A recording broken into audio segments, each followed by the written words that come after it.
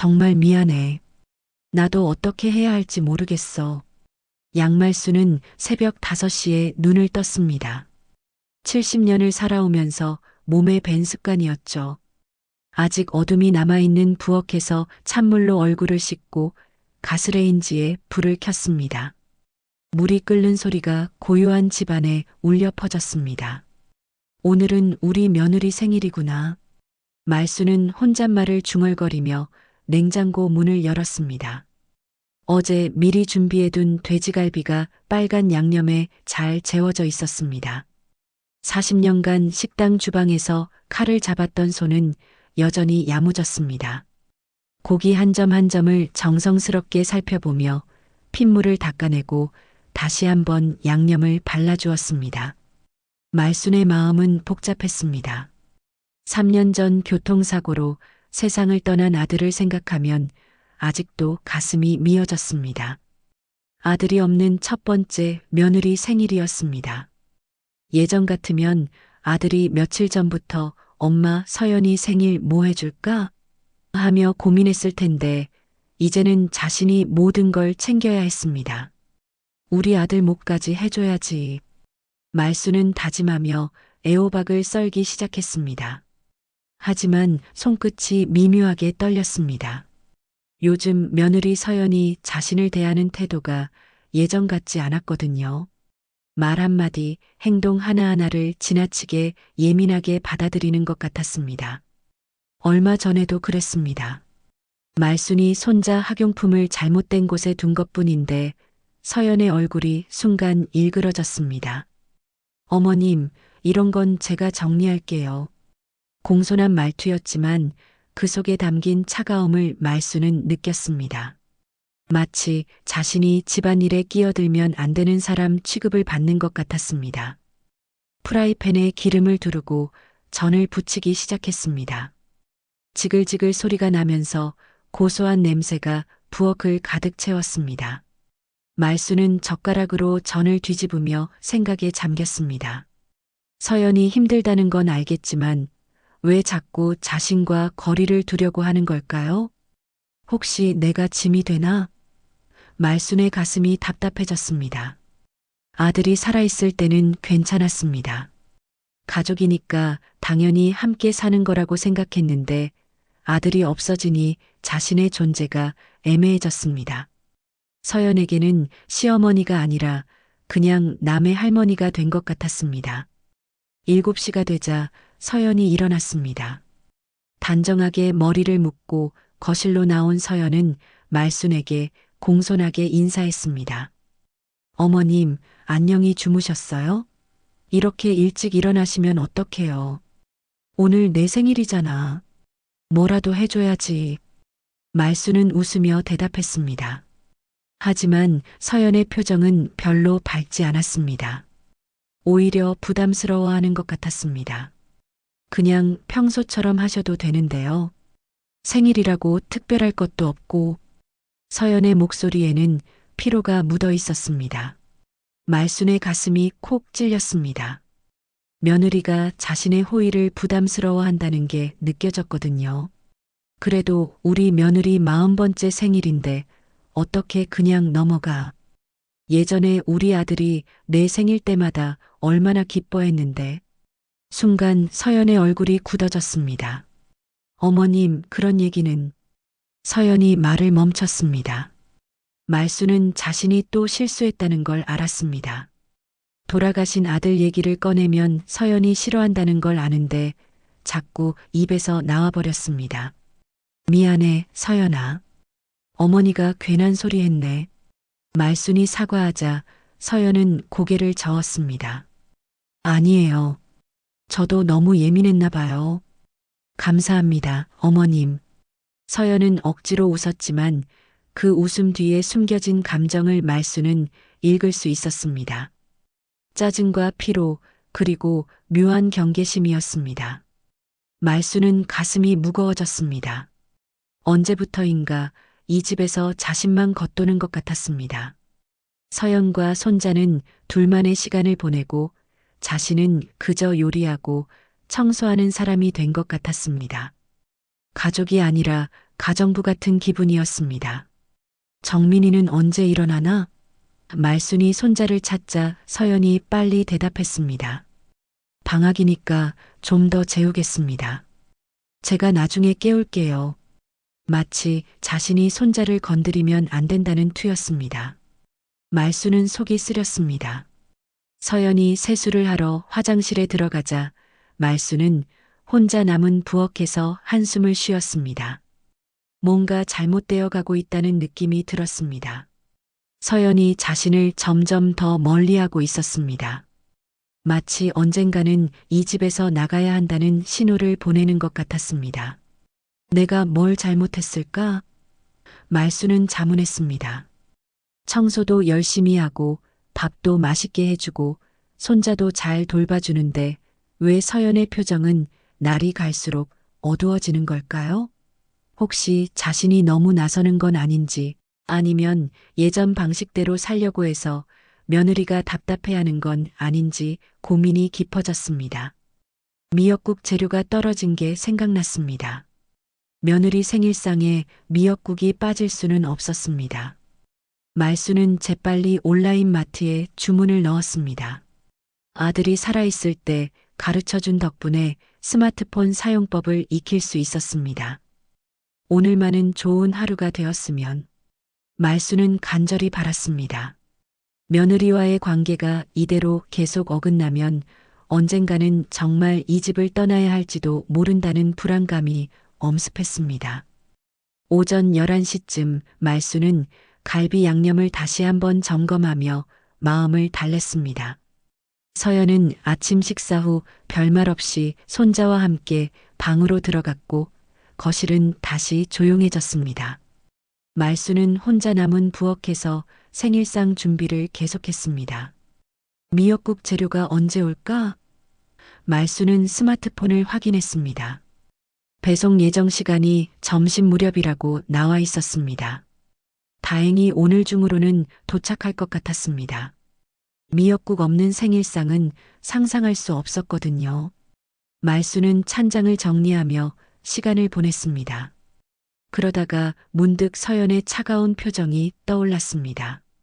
아침에 아들 얘기를 꺼냈을 때 서연의 얼굴이 굳어지던 모습이 자꾸 머릿속에 맴돌았습니다. 내가 너무 나섰나? 말수는 자책했습니다. 사실 요즘 서연의 태도, 변화가 하루 이틀 일이 아니었습니다. 처음에는 단순히 남편을 잃은 슬픔 때문이라고 생각했습니다. 하지만 시간이 지날수록 서연이 자신에게만 유독 예민하게 반응한다는 걸 느꼈습니다. 손자와 있을 때는 부드러운 엄마였지만 시어머니인 자신 앞에서는 늘 긴장하고 있는 것 같았습니다. 혹시 내가 모르는 뭔가 있는 건 아닐까? 말수는 불안한 마음이 들었습니다. 며느리가 자신에게 서운한 일이 있었을까요? 아니면 정말로 자신이 이 집에서 짐이 되고 있는 걸까요? 점심시간이 다가오자 말수는 간단하게 국수를 삶았습니다. 서연과 손자를 위해서였죠. 하지만 서연은 저희는 간단히 먹을게요라며 시리얼로 때웠습니다. 말순이 정성스럽게 준비한 음식을 피하는 것 같아 마음이 아팠습니다. 바로 그때 초인종이 울렸습니다. 벨소리가 나네. 말수는 앞치마를 정리하며 현관으로 향했습니다. 미역 왔나 보다. 문을 열자 한 남자가 택배 상자를 들고 서 있었습니다. 30대 중반쯤 되어 보이는 남자였는데 배달복을 입고 있었습니다. 안녕하세요. 배송 왔습니다. 말순이 그 남자의 얼굴을 보는 순간 온몸에 전기가 흐르는 것 같았습니다. 심장이 쿵하고 크게 뛰었습니다. 손에 들고 있던 앞치마가 떨어져 바닥에 떨어졌습니다. 기호? 말순의 목소리가 떨렸습니다. 그 얼굴은 40년 전 여름날 눈물로 버리고 돌아섰던 그 아이와 똑같았습니다. 같은 눈매, 같은 코, 같은 입술 모양이었습니다. 남자는 고개를 갸웃하며 의아한 표정을 지었습니다. 네, 누구세요? 저를 아세요? 말수는 말을 잇지 못했습니다. 머릿속이 하얗게 변했습니다. 40년 전 그날이 선명하게 떠올랐습니다. 갓난아기였던 그 아이를 품에 안고 강가로 걸어갔던 날, 차마 물에 빠뜨리지 못하고 근처 교회 앞에 두고 온 그날이었습니다. 혹시 성함이? 말순의 목소리는 간신히 나왔습니다. 남자는 가슴에 달린 이름표를 가리켰습니다. 한기호입니다. 근데 저를 어떻게 아시는 거예요? 말순의 다리에서 힘이 빠졌습니다. 한기호. 바로 그 이름이었습니다. 자신이 아이를 버리기 전에 몰래 써서 함께 두고 온 그 쪽지에 적었던 이름이었습니다. 이 아이 이름은 기호입니다. 부디 잘 키워주세요. 아, 아니에요. 그냥 어디서 본 것 같아서요. 말수는 겨우 정신을 차리고 대답했습니다. 하지만 손은 여전히 떨리고 있었습니다. 기호는 택배 상자를 건네며 웃었습니다. 요즘 배달하다 보면 가끔 그런 분들 계세요. 저랑 닮은 사람을 아신다고. 서명 부탁드릴게요. 말수는 떨리는 손으로 서명을 했습니다. 펜을 잡는 손가락에 힘이 들어가지 않았습니다. 기호는 친절하게 기다려 주었습니다. 할머니, 괜찮으세요? 얼굴이 하얘 보이는데요. 기호가 걱정스럽게 물었습니다. 괜찮아요. 고맙습니다. 말수는 겨우 대답했습니다. 기호가 돌아서려는 순간 말수는 그의 목 뒤를 힐끗 보았습니다. 목덜미에 작은 검은 점이 있었습니다. 바로 그 자리에 말이죠. 말순의 머릿속이 다시 한번 하얗게 변했습니다. 그 점은 갓난아기 때부터 있었던 것이었습니다. 자신이 아이를 낳았을 때 제일 먼저 확인했던 것이었습니다. 이 점 때문에 나중에 알아볼 수 있을 거야라고 생각했었거든요. 정말 감사합니다. 좋은 하루 되세요. 기호는 밝게 인사하고 돌아섰습니다. 말수는 문틈으로 그의 뒷모습을 지켜보았습니다. 걸음걸이마저 돌아가신 남편과 닮아 있었습니다. 문을 닫고 난 후 말수는 현관에 주저앉았습니다. 택배 상자를 끌어안고 흐느끼기 시작했습니다. 정말 기호인가? 정말 내가 버렸던 그 아이인가? 40년 동안 단 하루도 잊어본 적이 없었습니다. 그 아이가 어떻게 자랐을지, 건강하게 살고 있을지, 자신을 원망하고 있을지 늘 궁금했습니다. 밤마다 꿈에서 울던 아기 소리에 깨어나기도 했습니다. 우리 기호야. 정말 내가 맞니? 말수는 중얼거렸습니다. 하지만 확신할 수는 없었습니다. 혹시 자신이 너무 그리워해서 다른 사람을 기호로 착각하는 건 아닐까요? 거실에서 서연의 목소리가 들렸습니다. 어머님, 뭐가 왔어요? 말수는 재빨리 눈물을 닦고 일어났습니다. 미역이야. 미역국 끓이려고 주문했거든. 서연이 거실로 나왔습니다. 배달하신 분은 가셨어요? 응, 방금 갔어. 말수는 최대한 자연스럽게 대답했습니다. 하지만 서연은 말순의 이상한 기색을 눈치챘는지 자세히 바라보았습니다. 어머님, 괜찮으세요? 얼굴이 좀 이상해 보여요. 아니야, 괜찮아. 그냥 좀 더웠나 봐. 말수는 서둘러 부엌으로 들어갔습니다. 서연이 더 눈치채기 전에 피하고 싶었습니다. 부엌에서 말수는 택배 상자를 열었습니다. 미역이 들어있었지만 정작 미역은 보이지 않았습니다. 머릿속에는 온통 기호의 얼굴뿐이었습니다. 정말 자신의 아들일까요? 아니면 단순한 착각일까요? 말수는 미역을 물에 불리면서도 계속 기호의 얼굴을 떠올렸습니다. 손은 기계적으로 요리를 하고 있었지만 머릿속은 온통 혼란스러웠습니다. 정말 자신이 버렸던 그 아이일까요? 아니면 그저 닮은 사람일까요? 목덜미 점까지 똑같을 수가 있을까? 말수는 중얼거렸습니다. 40년 전 그날이 너무나 선명하게 되살아났습니다. 남편의 외도로 생긴 아이를 혼자 낳고 혼자 키울 수 없어서 결국 버렸던 그 끔찍한 기억이었습니다. 당시 남편은 젊은 여자와 바람을 피우고 있었습니다. 말순이 임신 사실을 알았을 때 남편은 그 여자와 함께 사라져 버렸습니다. 홀로 남은 말순은 배가 부른 채로 식당에서 일하며 버텼습니다. 아무도 도와주지 않았습니다. 친정 식구들도 그런 아이를 왜 낳느냐며 등을 돌렸습니다. 그때 내가 얼마나 절망적이었는데 말순의 눈에 눈물이 맺혔습니다. 갓난아기를 품에 안고 강가를 걸었던 그날 밤 정말 끝내버리려고 했었습니다. 하지만 아이의 작은 손이 자신의 손가락을 잡는 순간 차마 그럴 수가 없었습니다. 결국 교회 앞에 아이를 두고 왔습니다. 이름을 적은 쪽지와 함께요. 기호라는 이름은 기쁨과 소망이라는 뜻으로 지었습니다. 비록 버리는 아이지만 행복하게 살아주기를 바라는 마음이었습니다. 그 후 1년 뒤 남편이 돌아왔습니다. 바람난 여자가 떠나버렸다며 용서해달라고 빌었습니다. 말수는 아이 얘기를 꺼내지 못했습니다. 남편이 다시 떠날까봐 두려웠거든요. 그리고 그 이듬해 현재의 아들을 낳았습니다.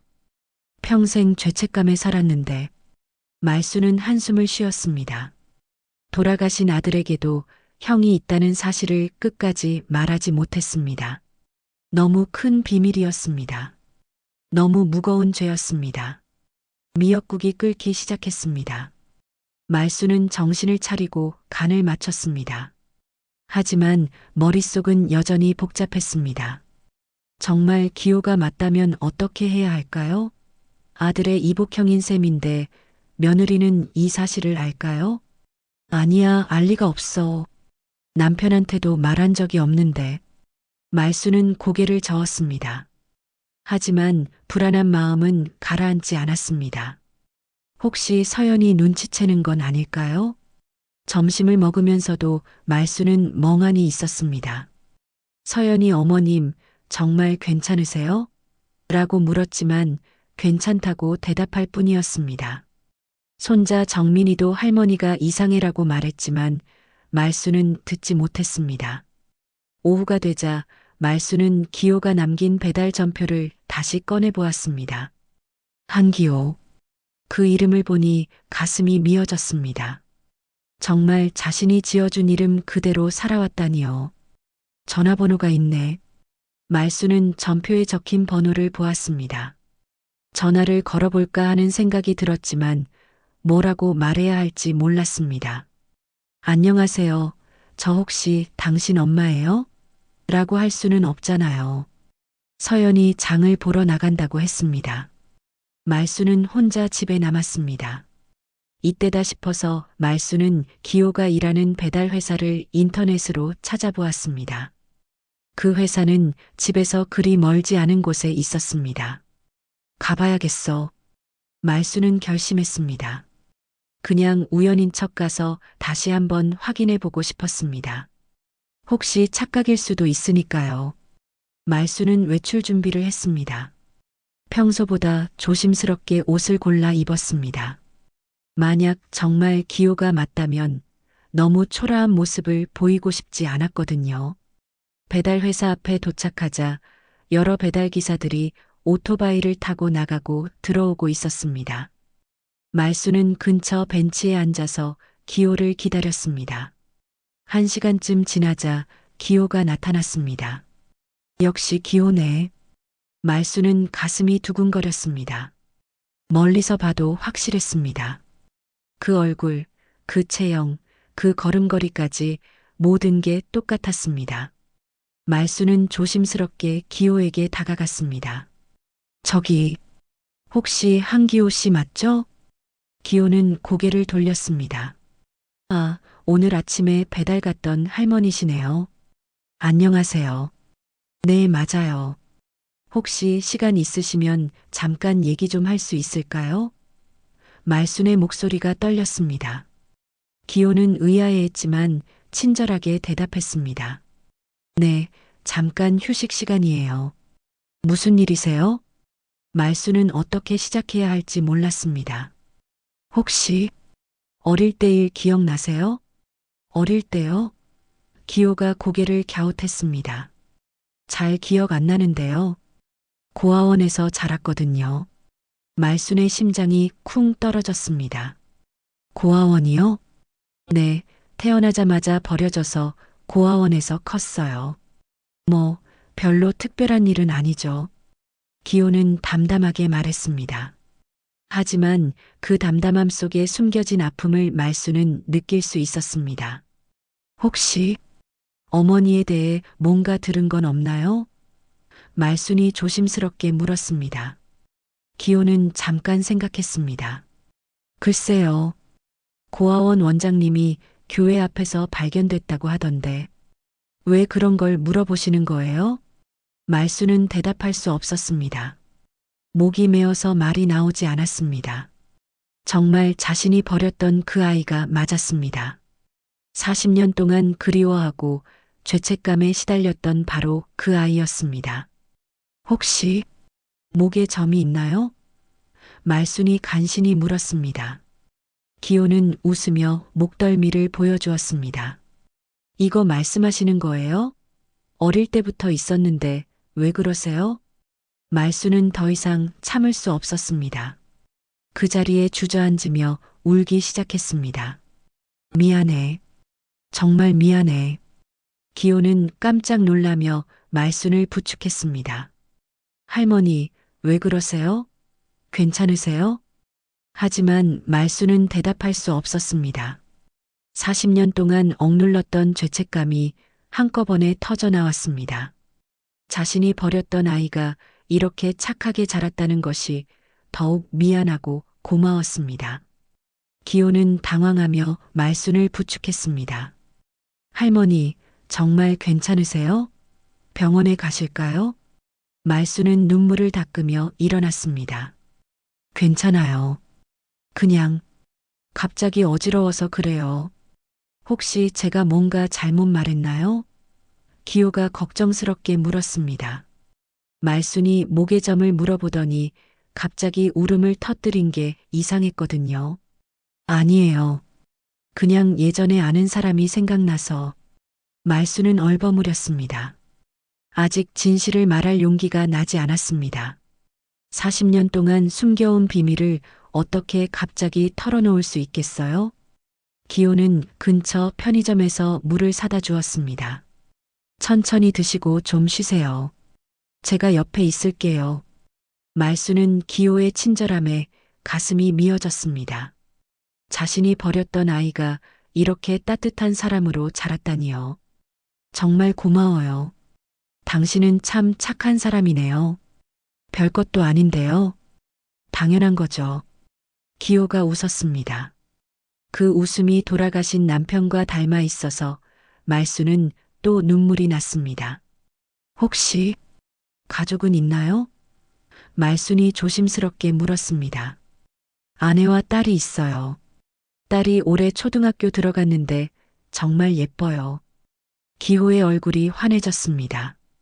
고아로 자라서 가족이 없었는데 이제 제가 가족을 만들었거든요. 말수는 기호의 말에 마음이 복잡해졌습니다. 기호에게는 이미 새로운 가족이 있었습니다. 자신이 나타나서 그 평화를 깨뜨려도 될까요? 행복하게 사시는군요. 다행이에요. 말수는 억지로 웃었습니다. 네, 지금은 정말 행복해요. 비록 어릴 때는 힘들었지만 지금 생각해보면 모든 게 다 이유가 있었던 것 같아요. 기호가 말했습니다. 만약 친부모가 저를 키웠다면 지금 같은 아내도 못 만났을 테고 이런 딸도 없었을 거예요. 말수는 기호의 말에 위로받으면서도 한편으론 더 죄책감이 들었습니다. 기호가 혼자서 얼마나 많은 고생을 했을지 생각하니 가슴이 아팠습니다. 그래도 친부모가 궁금하지는 않았나요? 말순이 떨리는 목소리로 물었습니다. 기호는 잠깐 생각했습니다. 어릴 때는 정말 많이 궁금했어요.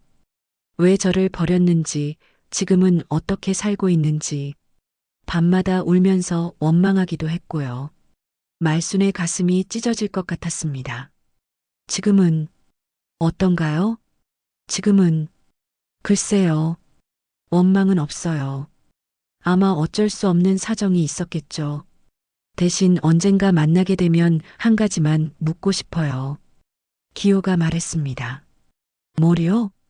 저를 낳아주셔서 고맙다고 말하고 싶어요. 비록 키우지는 못했지만 덕분에 이 세상에 태어나서 지금의 행복을 얻을 수 있었다고요. 말수는 더 이상 참을 수 없어서 다시 울기 시작했습니다. 자신은 40년 동안 죄책감에 시달렸는데 기호는 오히려 고맙다고 말하고 있었습니다. 할머니, 왜 또 우세요? 기호가 당황했습니다. 그냥 당신 같은 좋은 사람을 보니까 마음이 아파서요. 말수는 진실의 반쪽만 말했습니다. 기호는 시간을 확인했습니다. 죄송한데 이제 일하러 가야 할 것 같아요. 할머니는 집에 가서 좀 쉬세요. 네, 알겠어요. 오늘 정말 고마웠어요. 말순이 말했습니다. 기호가 떠나자 말순은 한참 동안 그 자리에 서 있었습니다. 정말 자신의 아들이 맞았습니다. 더 이상 의심할 여지가 없었습니다. 그런데 이제 어떻게 해야 할까요? 집으로 돌아가는 길에 말순은 깊은 고민에 빠졌습니다. 기호에게 진실을 말해야 할까요? 아니면 이대로 모른 척하고 살아야 할까요? 기호는 지금 행복해 보였는데 자신이 나타나서 그 평화를 깨뜨릴 권리가 있을까요?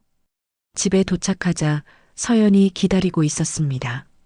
어머님, 어디 다녀오셨어요? 그냥 잠깐 산책했어. 말순은 대답했습니다. 서연은 말순을 유심히 바라보았습니다. 어머님, 오늘 좀 이상하세요. 아침부터 계속 멍하니 계시고 아무것도 아니야. 그냥 좀 피곤해서 그래. 말순은 방으로 들어갔습니다. 하지만 서연은 뭔가 이상하다는 느낌을 지울 수 없었습니다. 아침에 배달 온 기사를 본 후부터 시어머니가 완전히 다른 사람이 된 것 같았거든요. 그리고 그 배달 기사의 얼굴이 자꾸 머릿속에 맴돌았습니다. 왜 그렇게 익숙한 얼굴이었을까? 서연은 생각했습니다. 분명히 처음 본 사람인데 묘하게 친숙한 느낌이 들었습니다. 특히 그 눈매가 남편과 비슷했던 것 같았습니다. 서연은 남편의 사진을 꺼내 보았습니다. 그리고 아침에 본 배달 기사의 얼굴을 떠올려 보았습니다. 정말 닮았네. 서연은 깜짝 놀랐습니다. 단순히 닮은 정도가 아니라 거의 똑같았습니다. 혹시 서연의 마음에 불길한 예감이 들었습니다. 시어머니가 그 배달 기사를 보고 갑자기 이상해진 것도 그렇고 얼굴이 남편과 닮은 것도 그렇고 뭔가 숨겨진 일이 있는 것 같았습니다. 서연은 남편의 출생 관련 서류들을 찾아보기 시작했습니다. 혹시 남편에게 형제가 있었던 건 아닐까요? 시어머니가 숨기고 있는 비밀이 있는 건 아닐까요? 서류를 뒤지던 서연은 1985년 신문 스크랩을 발견했습니다. 그 당시 시어머니가 살던 동네 근처에서 남자 아기가 유기되었다는 기사였습니다. 그리고 그 아기의 이름이 기호였다고 적혀 있었습니다. 서연의 손이 떨렸습니다. 배달 전표에서 본 이름과 똑같았습니다. 한기호. 이건 우연일까요? 아니면 정말로. 서연은 더 자세히 조사해 보기로 했습니다. 인터넷으로 그 배달 회사를 찾아보고 한기호라는 사람에 대해 알아보기 시작했습니다. 만약 정말로 남편의 형제라면 이건 엄청난 일이었습니다. 그날 밤 서연은 잠들 수 없었습니다. 머릿속이 복잡했습니다. 시어머니가 숨기고 있는 비밀이 무엇인지, 그 배달 기사가 정말 남편과 관련이 있는 건지 알고 싶었습니다. 며칠이 지났지만 서연은 그 의혹을 떨쳐낼 수 없었습니다. 한기호라는 배달 기사와 1985년 유기된 남자 아기의 이름이 같다는 것, 그리고 시어머니의 이상한 반응까지. 모든 것이 우연이라고 하기에는 너무 많은 일치점이 있었습니다. 서연은 더 구체적인 증거를 찾기 위해 시댁의 오래된 서류들을 뒤져보았습니다. 말순이 장을 보러 나간 사이 서연은 시어머니 방에 있는 낡은 상자를 열어보았습니다. 그 안에는 오래된 사진들과 문서들이 들어 있었습니다. 그 중에서 서연의 눈에 띈 것은 1984년 병원 진료비 영수증이었습니다. 산부인과 진료비였는데 날짜를 보니 남편이 태어나기 1년 전이었습니다. 왜 이때 산부인과에 다녔을까? 서연은 의아했습니다.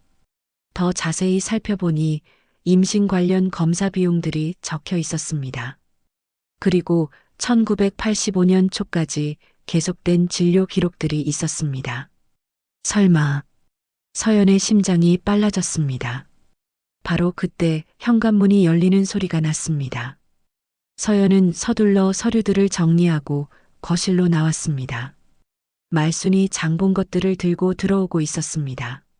어머님 다녀오셨어요? 서연이 자연스럽게 인사했습니다. 응, 저녁 준비해야지. 말순은 대답했지만 여전히 표정이 어두웠습니다. 며칠째 계속 멍한 상태였습니다. 서연은 더 이상 참을 수 없었습니다. 어머님, 제가 좀 물어볼 게 있어요. 뭔데? 말순이 부엌에서 고개를 돌렸습니다. 며칠 전에 배달 오신 한기호 씨, 혹시 아시는 분 아니에요? 서연이 조심스럽게 물었습니다. 말순의 손이 멈췄습니다. 들고 있던 양파가 바닥에 떨어졌습니다. 왜 그런 걸 물어봐? 그분 얼굴이 우리 남편하고 너무 닮았거든요. 그리고 어머님도 그분을 보시고 나서 계속 이상하시고. 서연의 목소리가 점점 커졌습니다. 말수는 대답하지 못했습니다. 그저 눈물만 흘렸습니다. 서연은 그 반응을 보고 확신했습니다. 뭔가 숨기고 있는 게 분명했습니다. 어머님, 정말 모르시는 분이세요? 서연이 다시 물었습니다. 말수는 고개를 돌렸습니다. 몰라. 그냥 닮은 사람일 뿐이야. 하지만 서연은 포기하지 않았습니다. 어머님, 1985년에 이 동네에서 한기호라는 이름의 남자 아기가 유기된 사건 아세요? 말순의 얼굴이 하얗게 변했습니다. 그런 걸 왜? 그분이 바로 그 아기 아닌가요? 서연의 목소리가 떨렸습니다. 그러면 우리 남편하고 무슨 관계가 되는 거예요? 말수는 더 이상 견딜 수 없었습니다. 그 자리에 주저앉으며 울기 시작했습니다. 미안해. 정말 미안해.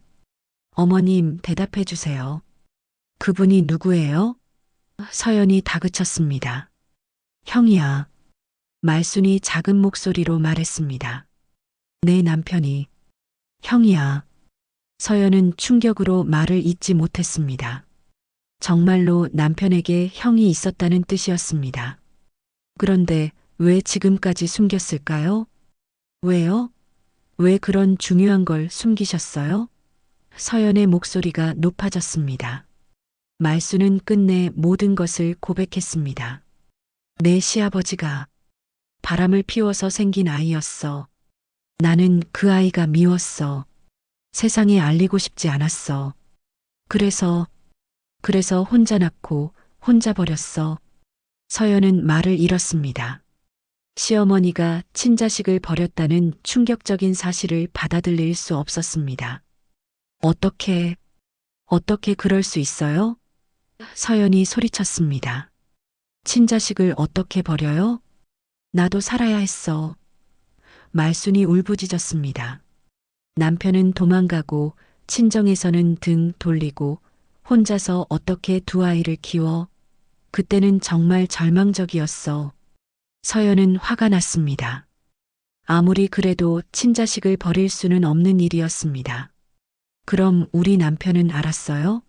형이 있다는 걸? 모르지. 끝까지 말하지 못했어. 말순이 고개를 저었습니다. 그럼 그분은 지금 어떻게 살고 계세요? 가족은 있어요? 서연이 물었습니다. 결혼해서 딸도 있대. 말순이 대답했습니다. 서연은 더욱 분개했습니다. 그럼 이미 가족이 있는 분한테 갑자기 나타나서 뭐 하려고 하세요? 그분 가정을 망치려고 해요? 말순은 대답하지 못했습니다. 서연의 말이 맞았습니다. 기호에게는 이미 새로운 가족이 있었습니다. 자신이 나타나서 그 평화를 깨뜨릴 권리가 없었습니다. 어머님, 정말 이기적이세요. 서연이 소리쳤습니다. 버릴 때는 혼자 결정하고 이제 와서 후회한다고 그분 인생을 또 흔들려고 해요. 말수는 무릎을 꿇고 서연에게 빌었습니다. 미안해. 정말 미안해. 나도 어떻게 해야 할지 모르겠어. 서연은 말순을 보며 복잡한 감정이 들었습니다. 화도 났지만 한편으로는 이해도 됐습니다. 남편 없이 홀로 아이를 키운다는 게 얼마나 힘든지 자신도 알고 있었거든요. 그날 밤 서연은 잠들 수 없었습니다. 남편에게 형이 있었다는 충격적인 사실과 시어머니의 과거에 대한 분노가 뒤섞여 있었습니다. 그리고 한기호라는 사람에 대한 호기심도 생겼습니다. 만나봐야겠어.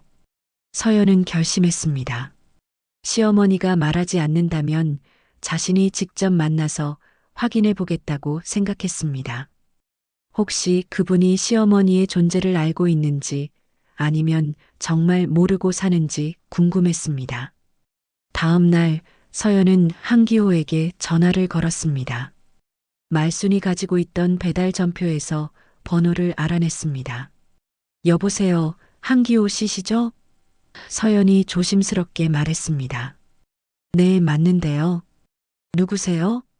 기호가 대답했습니다. 며칠 전에 저희 집에 배달 오셨잖아요. 혹시 시간 되시면 잠깐 만날 수 있을까요? 드릴 말씀이 있어서요. 기호는 잠시 망설였습니다. 무슨 일이신지 먼저 말씀해 주실 수 있나요? 전화로는 좀 어려운 얘기라서 꼭 만나서 말씀드리고 싶어요. 서연이 간청했습니다. 결국 기호는 만나기로 했습니다. 서연은 가슴이 두근거렸습니다. 과연 어떤 이야기가 기다리고 있을까요? 서연은 기호와 만날 약속을 잡고 나서 밤새 고민했습니다.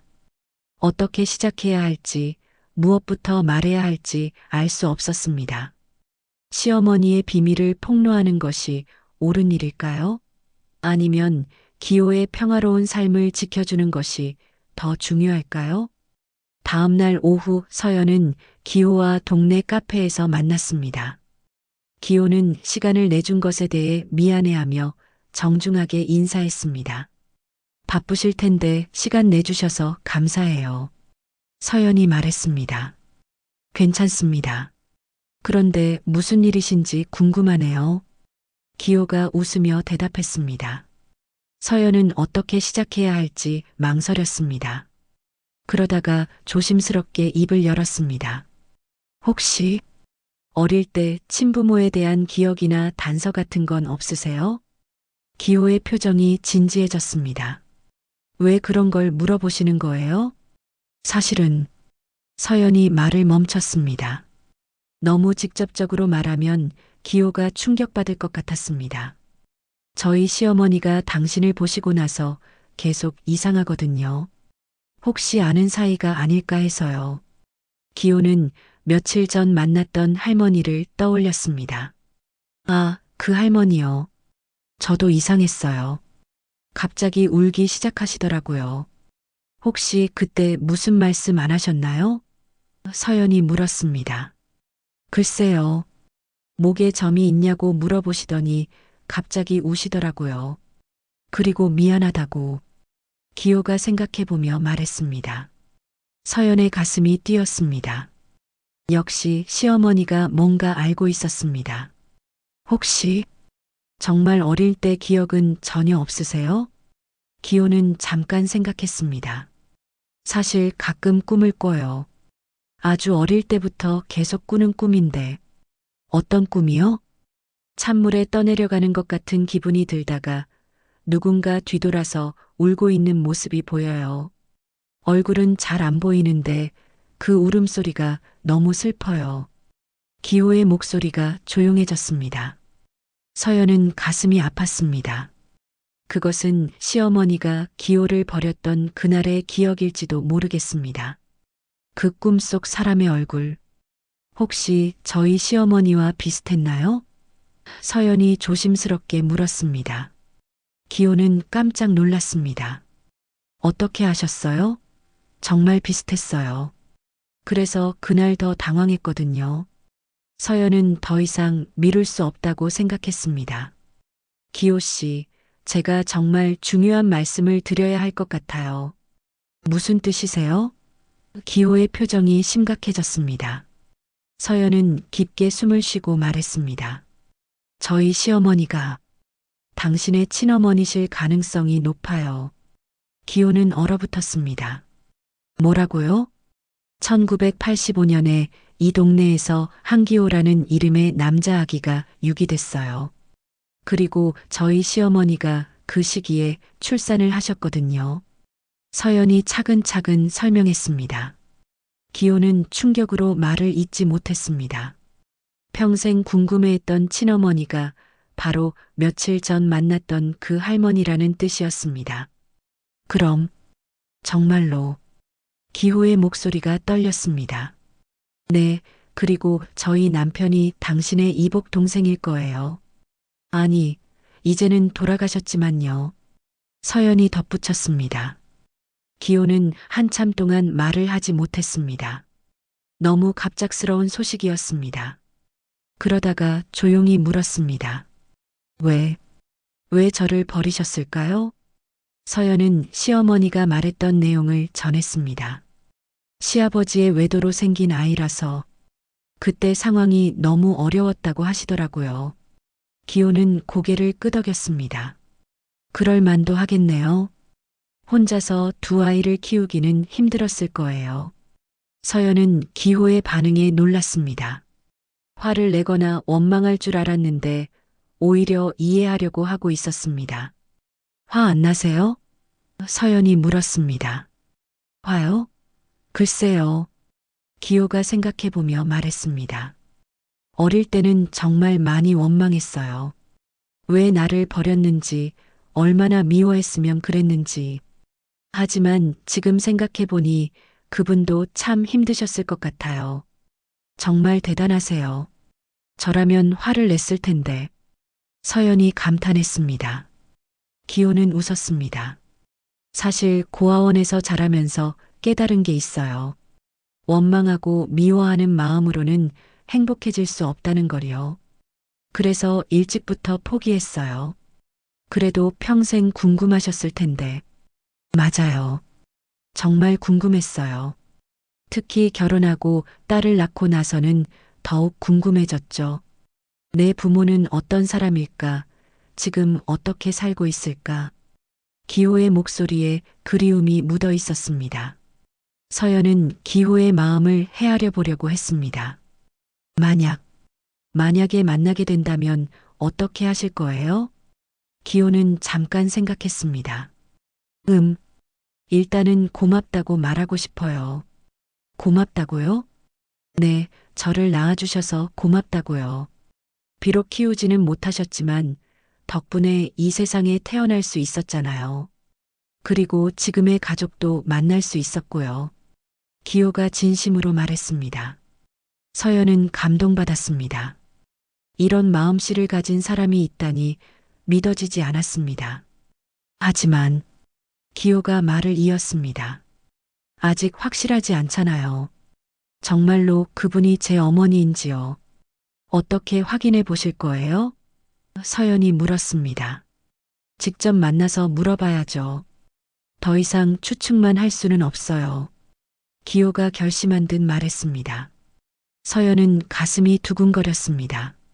시어머니와 기호가 다시 만나게 된다면 어떤 일이 벌어질까요? 언제 만나실 건가요? 서연이 물었습니다. 가능하면 빨리요. 너무 오래 기다렸거든요. 기호가 대답했습니다. 서연은 집에 돌아가서 시어머니에게 이 사실을 알려야겠다고 생각했습니다. 더 이상 숨길 수도 도망갈 수도 없었습니다. 40년 동안 숨겨왔던 진실이 드디어 밝혀질 때가 온 것입니다.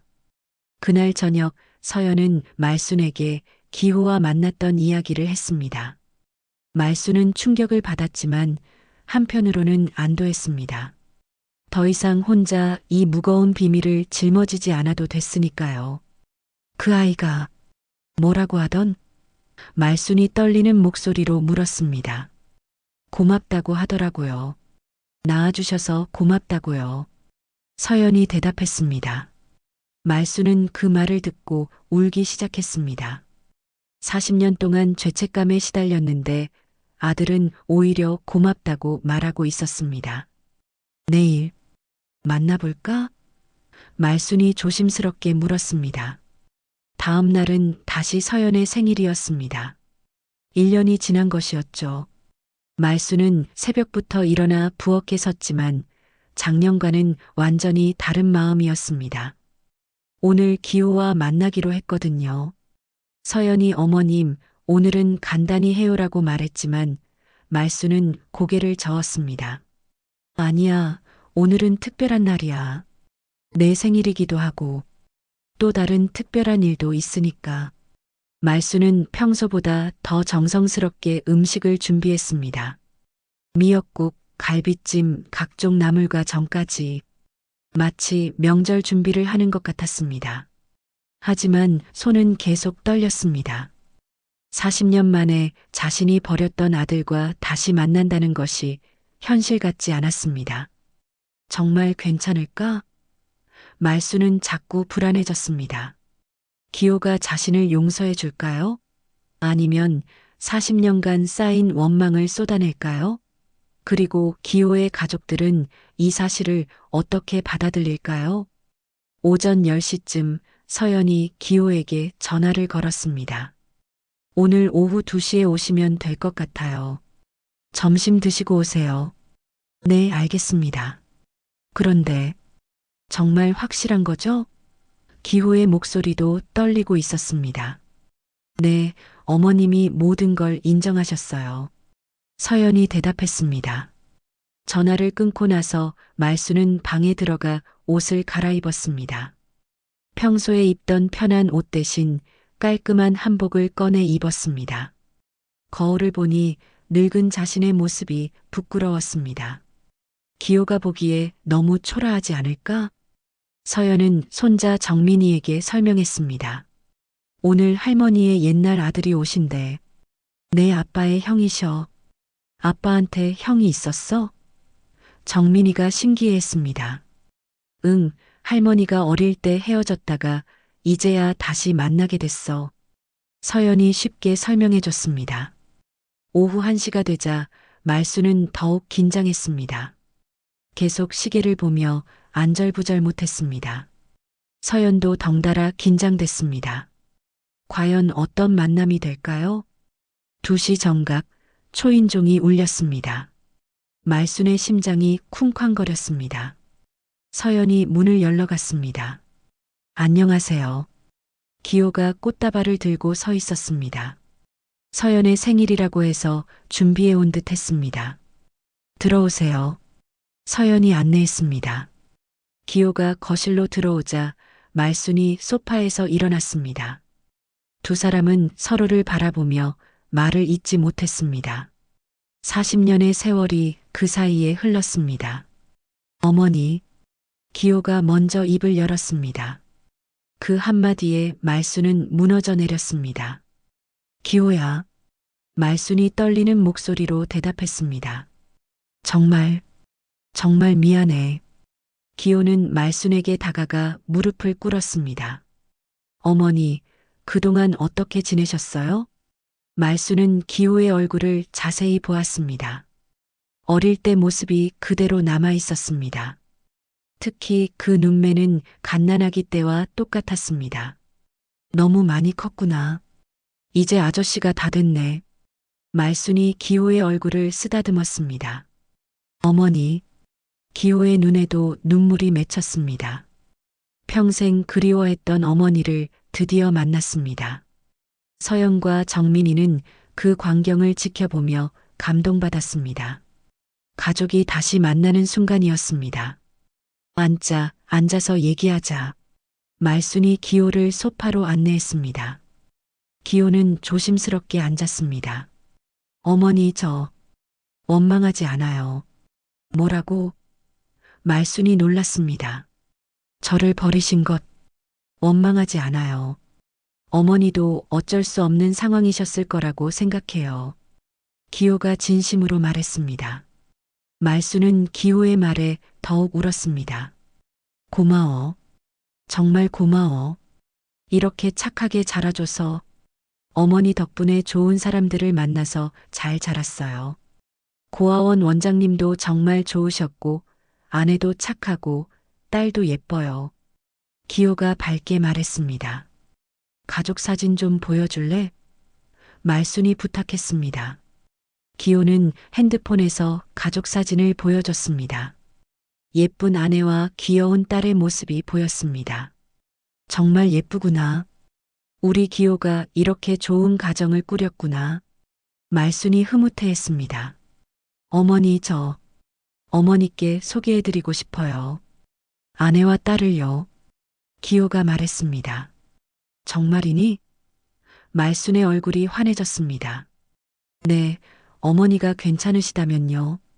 기호가 웃었습니다. 서연이 준비한 생일상을 차렸습니다. 하지만 이제는 서연의 생일상이 아니라 가족 제외의 자리가 되었습니다. 이거 다 어머니가 만드신 거예요? 기호가 감탄했습니다. 응, 처음 해주는 밥이네. 말순이 떨리는 손으로 기호 앞에 음식을 놓았습니다. 기호는 한 숟가락 떠서 먹어봤습니다. 그리고 눈물을 흘렸습니다. 맛있어요. 정말 맛있어요.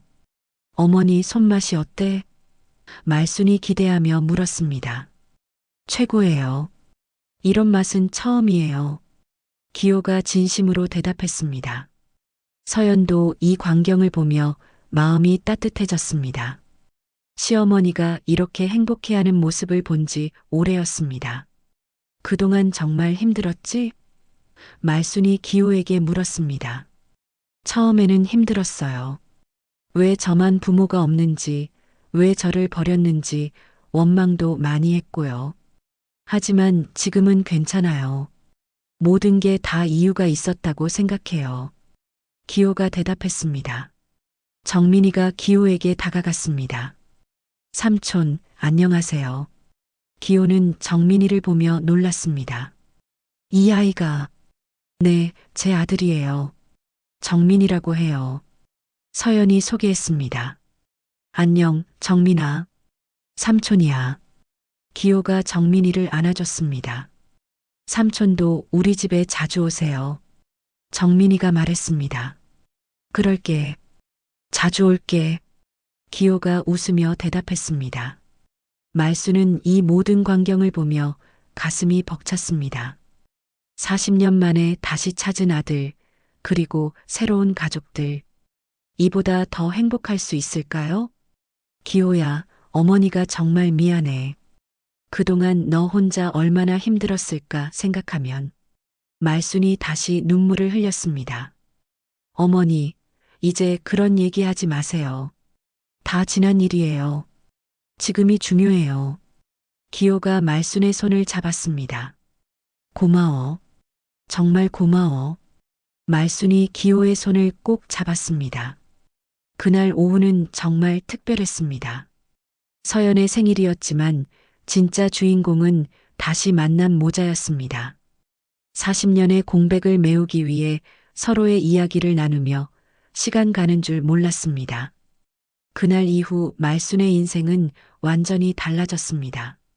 40년 동안 가슴속에 묻어두었던 죄책감이 사라지고 대신 새로운 희망이 자리를 잡았습니다. 기호는 약속대로 자주 집에 찾아왔고 아내 은정과 딸 서연도 함께 데려왔습니다. 처음 은정을 만났을 때 말수는 무척 긴장했습니다. 며느리가 자신을 어떻게 생각할까 걱정됐거든요. 하지만 은정은 생각보다 따뜻하게 받아주었습니다. 어머님, 저희 기호가 어머님 얘기를 정말 많이 해요. 평생 만나고 싶어 했던 분이라고요. 은정이 말했습니다. 고마워, 정말 고마워. 우리 기호를 이렇게 잘 돌봐줘서. 말순이 은정의 손을 잡았습니다. 6살 서연이는 말순을 보자마자 할머니 라고 부르며 달려왔습니다. 말순은 서연을 안으며 눈물을 흘렸습니다. 평생 손녀를 가질 수 없다고 생각했는데 이렇게 예쁜 손녀가 생겼습니다. 서연도 처음에는 어색해했지만 점점 기호 가족과 가까워졌습니다. 특히 은정과는 동갑내기라서 금세 친해졌습니다. 정민이와 서연이도 사촌 남매가 되어 함께 놀았습니다. 이제야 진짜 가족 같네요. 서연이 말했습니다. 몇 달이 지나자 말수는 새로운 결심을 했습니다. 작은 반찬 가게를 열기로 한 것입니다. 평생 요리로 살아온 자신의 재능을 활용하고 싶었습니다. 그리고 무엇보다 기호에게 무언가 해주고 싶었습니다.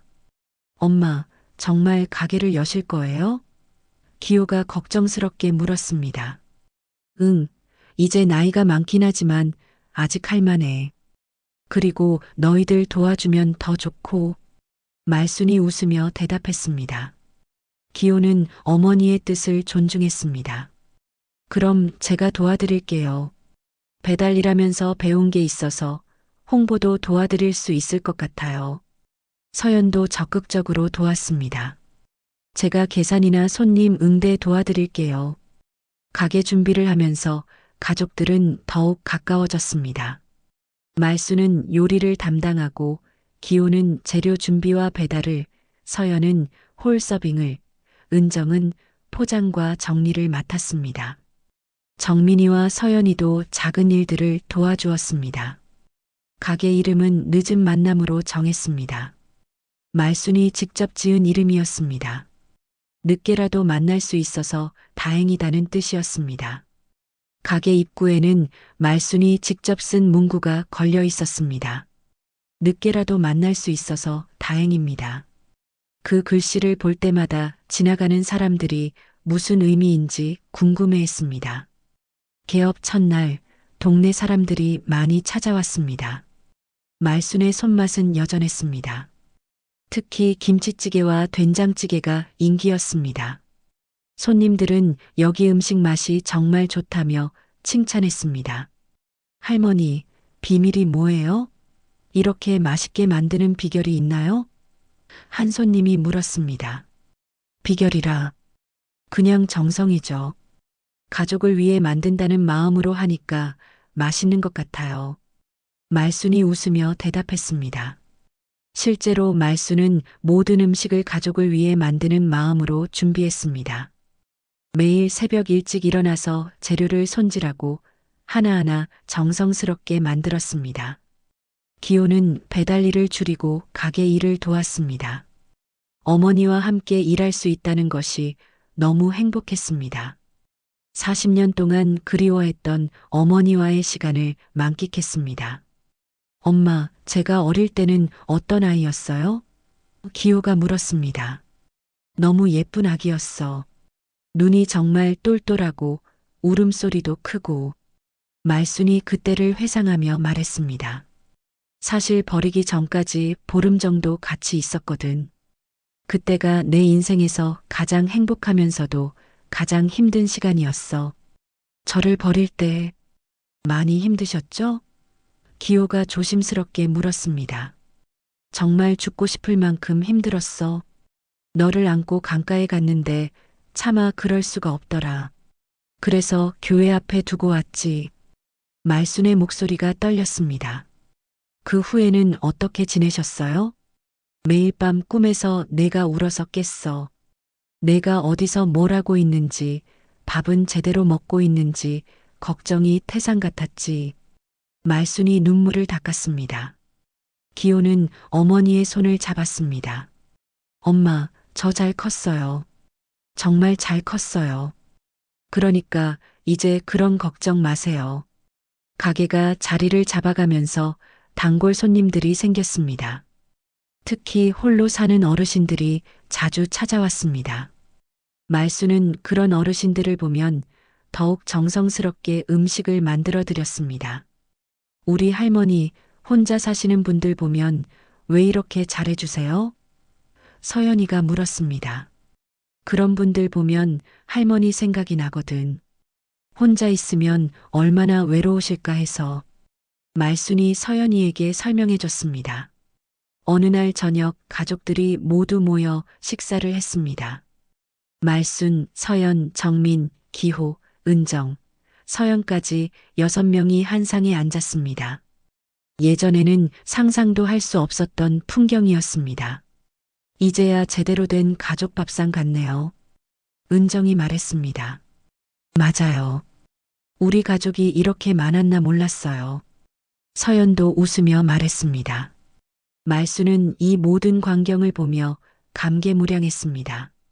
한때는 모든 걸 잃었다고 생각했는데 이제는 더 큰 가족을 얻었습니다. 기호야, 정말 고마워. 이렇게 돌아와줘서. 말순이 기호를 바라보며 말했습니다. 엄마, 저야말로 고마워요. 이제야 진짜 엄마 품에 안긴 기분이에요. 기호가 대답했습니다. 그날 밤 말수는 일기장에 썼습니다. 오늘부터 진짜 엄마가 되었다.